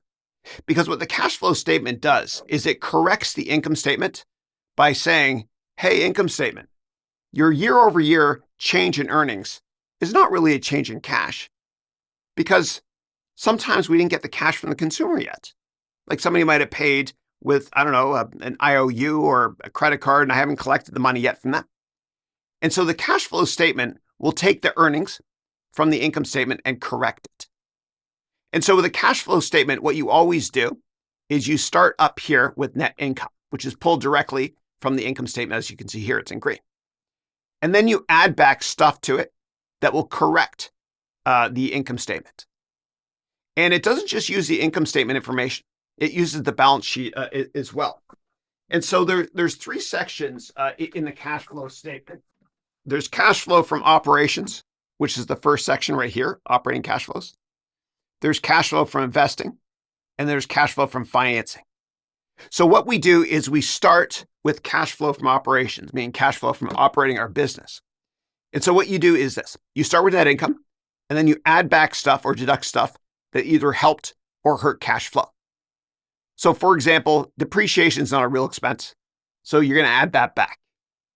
And Apple does not do the best job with disclosing depreciation expenses when it comes to its income statement. But if you read through the financial statement, you'll find all this data, which I found right here in the cash flow statement. Then what you do is stock-based compensation. You can expense that. Companies do that, but it's not really cash. It doesn't cost them money to create shares out of the blue and give it to employees. So you account for that. You also account for other things like accounts receivable. So if I sell something to you and I gave you the product and then you said, I'll give you money later, I can recognize that as revenue because I gave you the product, but I didn't get the cash yet from you. So recognizing that as revenue is kind of tricky. You're allowed to do it, but I haven't gotten the cash. So if accounts receivable goes up a lot, we're going to account for that here by deducting it here from cash flow. So with a cash flow statement, don't think good or bad, cash up, cash down. Just wear a hat and think of, with horse blinders, is this line item on the balance sheet making cash go up or down? And then account for it here. And again, if you're given the income statement and balance sheet, you should be able to make the cash flow statement from scratch. It's really tricky to do though. And what I did was actually hard-coded all the historical numbers. It's a massive, massive effort, but I got this directly from all the 1,000,008Ks I looked at for Apple. The same thing with all these other items here. If inventory went up like crazy, well, you had to spend cash to do that. So it's going to hurt you. Remember, you're wearing the horse blinders cash hat, just thinking cash up, cash down. Same thing with accounts payable. If I owe you money and I haven't paid you yet, that's good for me temporarily, as long as I'm not going to pay penalties with fees. It's good for me because my cash goes up. And I know that it sounds like, wait, that's a liability. Owing somebody money is not good. Well, the point is that with a cash flow statement, you're wearing a hat and horse blinders, and the hat just says cash up, cash down. That's all we're looking at. It's an unemotional process of thinking, is cash going up or cash going down?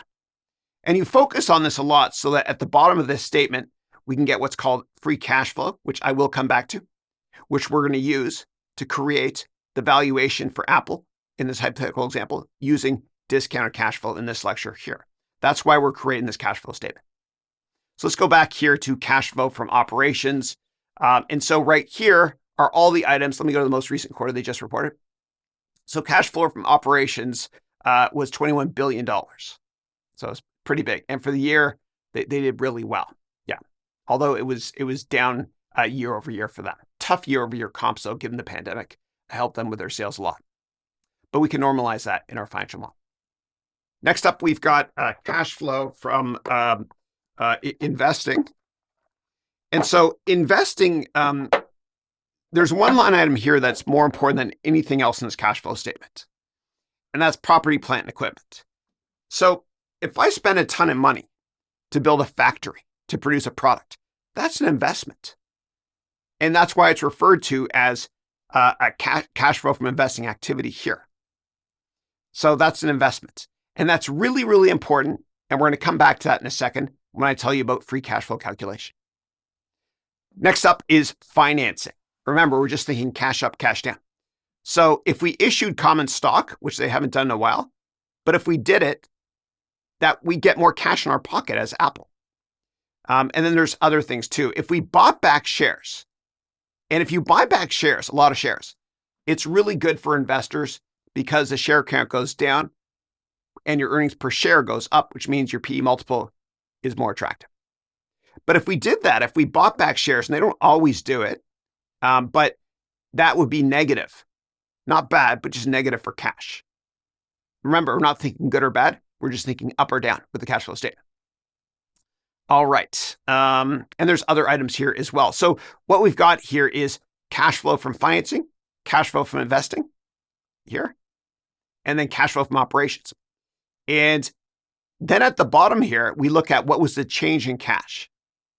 And the change in the cash flow statement will tell you what happened to the cash balance on the balance sheet from this quarter versus last quarter. It tells you a story. And so at the bottom here, you'll see I've got something called free cash flow. And a quick and dirty way to calculate free cash flow, back of the envelope way, is you look at cash flow from operations, to operate your business, minus how much money you spent on equipment. So it's cash flow from operations minus CapEx. So if I double click here, that's exactly what this calculation is. Cash flow from operations minus property, plant, and equipment.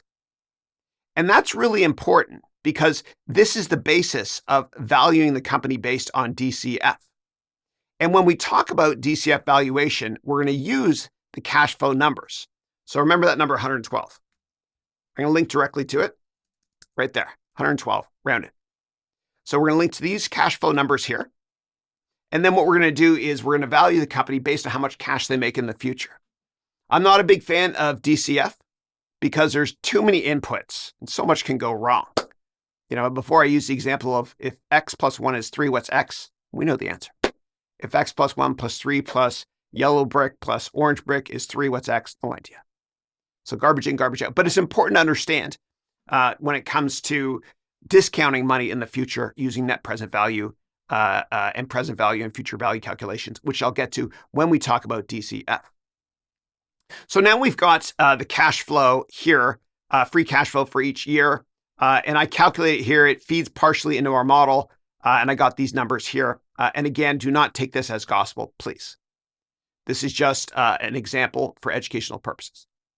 So what we can do now is we can actually go and grab this cash flow statement data, copy, and then we can go back to our model here. And then I can go down here. And of course, you delete all the instructions when you're done with this. But I can delete this here, and then I can paste special that image. And you can also look into paste linking. So it will link directly to your model. Be careful with that, though. It doesn't always work. But when it does work, it's a beautiful thing. But you have to keep all your documents in one folder on your drive, usually for that to work. And when you update the Excel spreadsheet, it should update here as well with paste linking. It's not perfect, though. Great. And that is it. We are now done building out our financial model. And so the next steps in the next section, what we're going to do is we're actually going to value the company based on our forecasts. And we're going to value using 3 different methodologies.